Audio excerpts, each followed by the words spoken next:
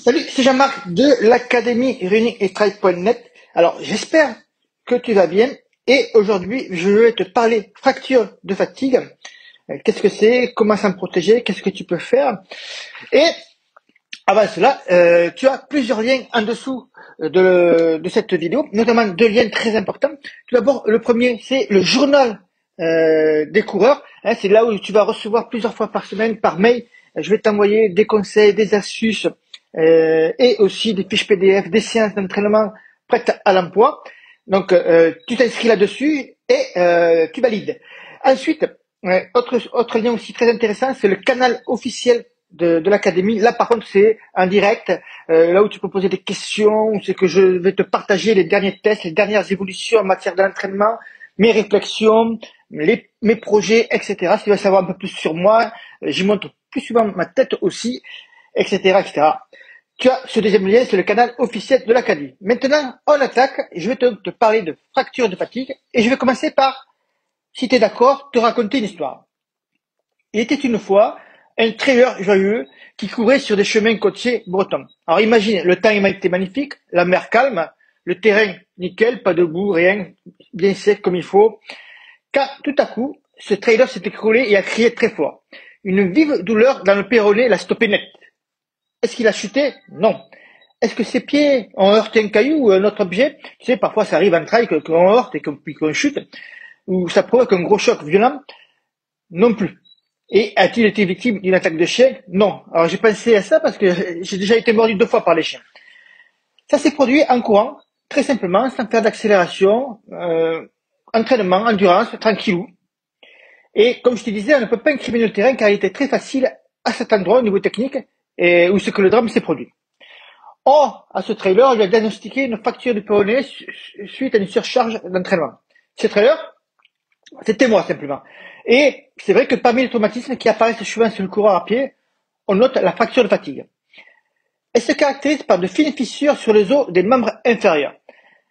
Et ce type de fracture peut se manifester de différentes manières. On peut la diagnostiquer précocement. Et tu vas voir dans ce podcast tout ce qu'il y a à concerner, tout ce qu'il y a à savoir autour de cette fracture de fatigue. Tout d'abord, qu'est-ce que c'est que la fracture de fatigue? Contrairement à une fracture classique consécutive à un choc, elle apparaît progressivement et sur des os sains, chez des personnes en très bonne condition physique. La pratique du sport met à rude épreuve tout l'organisme. D'ailleurs, quand l'organisme est sollicité de façon abusive, cela se ressent sur certaines parties du corps, comme les os. Trop sollicités, même s'ils sont sains, les os peuvent se fragiliser. Par exemple, il peut se produire une fracture de fatigue en l'absence du choc. C'est un peu ce qui m'est arrivé. La fracture de fatigue est donc une fracture qui survient lorsqu'on fait un effort prolongé ou intense. Et elle est observée donc surtout chez les sportifs, notamment les sportifs pratiquant la course à pied ou la marche. Les spécialistes l'appellent également fracture du stress. Plusieurs situations, il faut bien que tu comprennes, peuvent engendrer une fracture de fatigue chez les sportifs. Donc elle peut apparaître suite à l'entraînement intensif, suite à tout ce qu'on fait toujours à la répétition des chocs ou des mêmes mouvements. Chez le coureur à pied, chez le coureur de fond, on répète toujours le même geste. Attention aussi, on pourrait penser, et certains me le disent, oh moi je suis pas concerné, je suis jeune, oh je suis pas concerné, je fais que 3 heures de sport par semaine.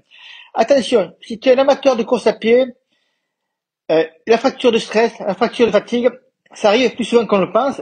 Toutes les tranches d'âge sont concernées par ce type de fracture. Les enfants, on ne pense pas, mais les anciens, à partir de 7 ans, peuvent être concernés, les adolescents et les adultes. En général, elle peut apparaître chez les adultes jusqu'à l'âge de 80 ans. Les différentes manifestations possibles. Alors, il faut savoir que les microfractures ou fines fissures qui naissent au niveau de l'os, membre inférieur, favorisent les douleurs. Sur l'os, on y trouve les petites fissures, on ressent très souvent une douleur localisée. Le sportif, et notamment le coureur à pied, a donc des difficultés à courir, puisqu'il ressent une douleur intense dès le commencement de la course. Parfois, certains sportifs sont induits en erreur parce que la douleur disparaît après la course. Et cependant, dès le moment où ils se remettent à courir, la douleur va ressurgir. Très souvent, la fracture de stress touche particulièrement les os tels que le tibia et les métatarses. Sans oublier la partie inférieure du péroné, ce qui s'est produit chez moi. Il s'agit des os qui se trouvent sur les membres inférieurs. Ils jouent un grand rôle dans le maintien du poids du corps lorsqu'on se met en position debout. La fracture de fatigue peut aussi se manifester chez les personnes qui sont soumises à de longues marches, notamment ce que tu fais de la rande de course. Qu'est-ce qu'en pensent vraiment les médecins du sport là-dessus? Pour les médecins sportifs, cette fracture, qui est donc un choc violent, survient avec un stress répété ou excessif. On constatera que ce genre de fracture surviendra après un entraînement trop intensif que le sportif s'est imposé ou des durées trop longues. Pas intensif, ne vois surtout pas que ça peut être que des séances de VMA, que des séances de stress. Regarde mon cas, ça s'est produit lors d'une run de course, donc une allure très modérée, mais répétée sur une longue sortie. De mémoire, alors que ça s'est produit il y a plus de 15 ans, de mémoire, je dirais que j'étais sur une run de course aux alentours de 3, 4, 5 heures maxi. Je pense que j'étais parti dans ces eaux-là pour faire cette sortie-là. Donc, la fracture de fatigue, c'est pas que des séances à intensité élevée ou un stress excessif, c'est la fatigue musculaire. Comment on peut expliquer ça en fait? Pour comprendre, il faut bien connaître le rôle des muscles. À l'instar des os, il faut savoir que les muscles aident à absorber les chocs que tu vas subir durant ta foulée, durant ton activité sportive. Mais lorsque ces muscles sont touchés par une grande fatigue musculaire, ils ne parviennent plus à assurer de façon correcte leur fonction qui est d'absorber les chocs. Dès lors, tous les chocs subis par les membres inférieurs pendant la course sont transférés aux os. Et dans ces circonstances, une fracture de stress ne tardera pas à se produire puisque les os sont sollicités de manière intense et de manière inappropriée. Avant de penser à quelques traitements, il faut diagnostiquer d'abord le mal. Le fait de ressentir une douleur dans la région de l'os ne suffit pas pour déclarer que tu as une fracture de fatigue. Ça peut être autre chose. Très souvent, tu peux aller consulter un docteur pour savoir si ce qu'il y en est. Alors, moi, j'ai du mal à me souvenir, comme je te dis, ça fait très longtemps, souvenir des signes annonciateurs de cette fracture de fatigue. Est-ce que j'avais des douleurs sur le os, autour du péroné, des tibias? Peut-être, je ne m'en souviens pas. Tu peux aussi te baser sur un diagnostic basé sur une radiographie. La radiographie peut aider à établir un diagnostic, mais si c'était au début de cette fracture de fatigue, elle ne va pas apporter grand chose de positif.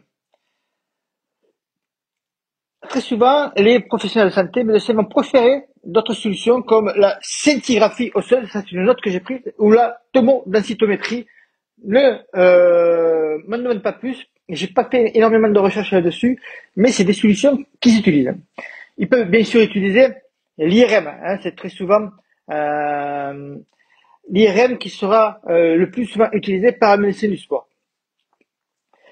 Ensuite, il faut savoir que lorsque tu as une fracture de fatigue, le vrai seul remède est le repos ou une diminution drastique de tes efforts. Sur une période qui va être assez longue, 1, 2, voire 3 mois, le temps pour l'organisme de consolider les os. Très souvent, la reprise va se faire de manière graduée, avec notamment des sports portés comme la natation, le vélo, qui n'a pas d'impact et qui permettent donc une reprise plus douce. La fracture de stress touche la majorité des sportifs engagés donc sur des compétitions longues, comme le marathon, sur des marches de compétition, mais aussi sur des ultra-trails, des trails. Tu peux éviter la survenue de fracture de fatigue en ménageant convenablement tes membres inférieurs. Tout d'abord, en apportant à tes os aussi si ils ont besoin pour de bon développement. On peut penser à la vitamine D, au calcium. Donc, il faut que tu penses à avoir une alimentation riche en ces nutriments. Et l'hiver, par exemple, on manque de vitamine D. La vitamine D favorise la formation et la calcification des os. Et de ce côté, également, le calcium, c'est un nutriment qui entretient des os solides. Mais surtout, la fracture de fatigue, c'est avoir de bons réflexes à l'entraînement. C'est effectuer des entraînements de manière progressive. Alors, je te parle souvent de progressivité des entraînements. Et ça va être le cas notamment lorsque ceux qui vont rejoindre le programme COL, le projet COL qui est courir de l'ombre à la lumière bleue, où je t'apprends à créer tes propres plans d'entraînement comme si tu étais ton propre coach. Et on va parler beaucoup de progressivité. C'est un bon rempart contre les blessures pour éviter notamment le pic de charge. Le pic de charge, j'en ai fait une vidéo, j'en ai fait des articles, je ne vais pas trop en parler là, mais le pic de charge, notamment un gros facteur de risque de blessure, pas forcément fracture de fatigue, mais tout type de blessure chez le sportif.